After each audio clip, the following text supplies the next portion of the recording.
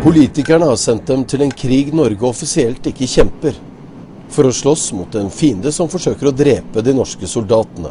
Dette er andre gang på 3 dager vi reiser ut med soldatene fra Telemark bataljon i Afghanistan.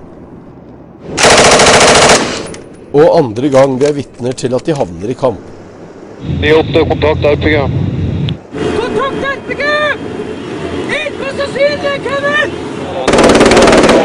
Det ble skutt med granater, RPG, mot de norske kjøretøyene. Angrepet blir umiddelbart besvart.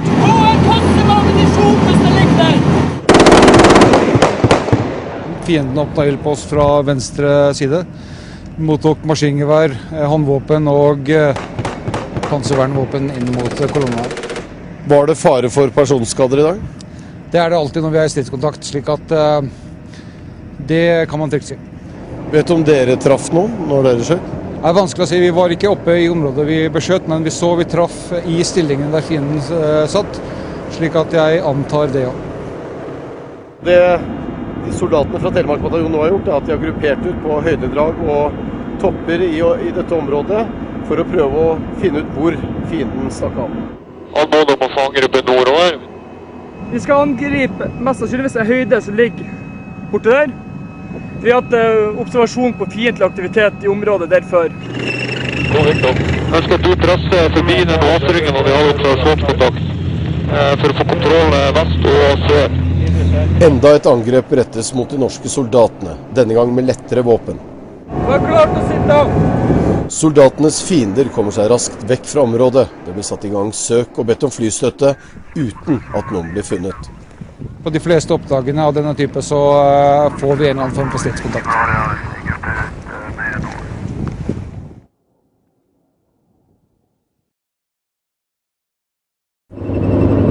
Vi er på vei nordover i Faryab-provinsen sammen med soldater fra Telemark bataljon.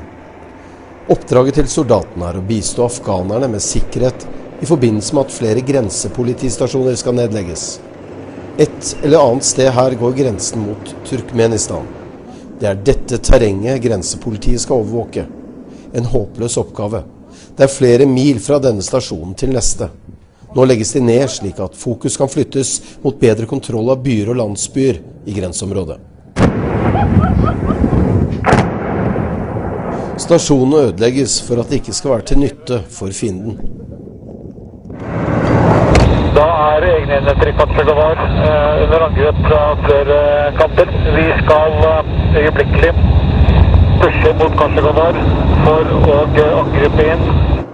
På vei tilbake til leir ble soldatene vi var sammen med omdirigert til et annet område for å bistå afghanske styrker og deres norske rådgivere som var tatt under ild av fiendtlige styrker. 301, strid høyre. Strid høyre. Da gikk andre egne i stridskontakt lenger sør, og de tok en del small arms fire inn mot sine posisjoner. Og i tillegg så gikk fremste del av kolonna i et bakhold også. 181. Vi har andre egne fly på veien for å bombe. På årsdagen for det historiske tidspunktet, natt til 9. april, havnet norske soldater i kamp. Samtidig så hadde vi Afghan National Army samt amerikanske styrker ble tatt under ild fra et høydedrag, som vi også beskjøt med indirekte og direkte ild. De vet ikke om de drepte eller skadet fiendtlige soldater under kampene. For soldatene handler det først og fremst om å fjerne en trussel og komme levende hjem.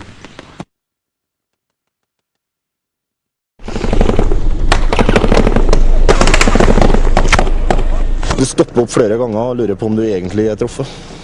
Fordi du kan ikke skjønne at de ikke har truffet deg ennå, det treffer alt annet enn deg. Emil var lagfører for et av lagene som havnet i kamp i Afghanistan nyttårsaften. Det var dramatisk da de norske soldatene ble tatt under ild. Det hagler rundt bilene, toppcoverene våre, det svisjer rundt ørene på dem. Begynner å komme treffere i kjøretøyene. Vi merker også når vi springer ut av kjøretøyene for å koordinere og sånne ting, så flytter de ild mot fotpersonell. Her stormer Emils menn inn i en bygning for å stanse fienden. Da vet du må inn i de bygningene der for å få tak i det.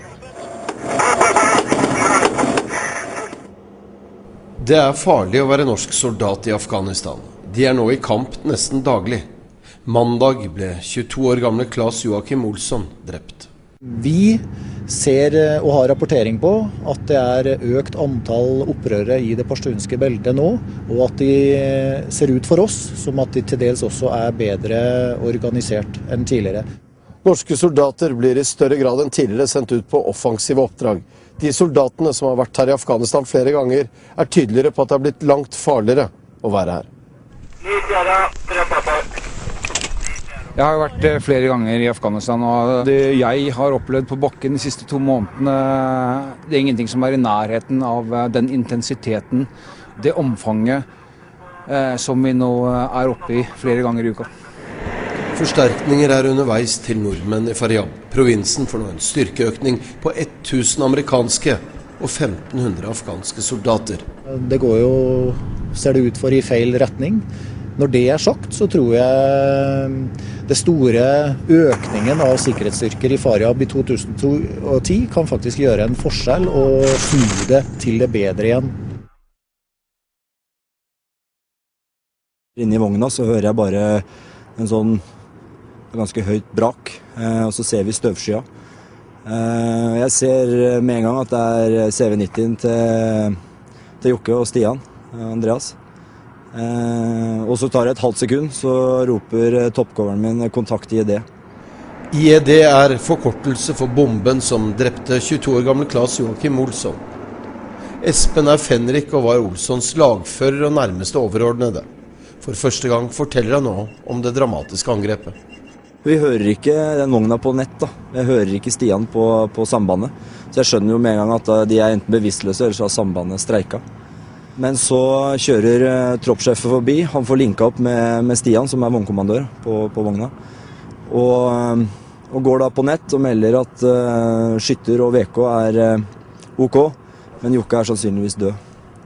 Rune Wenneberg er sjef for soldatene fra Telemark bataljon som tjenestgjør i Afghanistan.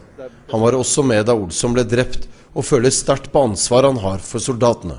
Noe senere, i løpet av en time når jeg da skal foreta en telefon tilbake og begynne å forklare omstendighetene, så merker jeg at dette er ikke bra. Da begynte vi å kjenne på at dette her er noe veldig vanskelig, og det verste du kan oppleve som sjef. De norske soldatene her i Nord-Afghanistan blir stadig oftere utsatt for angrep. De er forberedt på at det kan bli verre, og at de vil miste flere folk.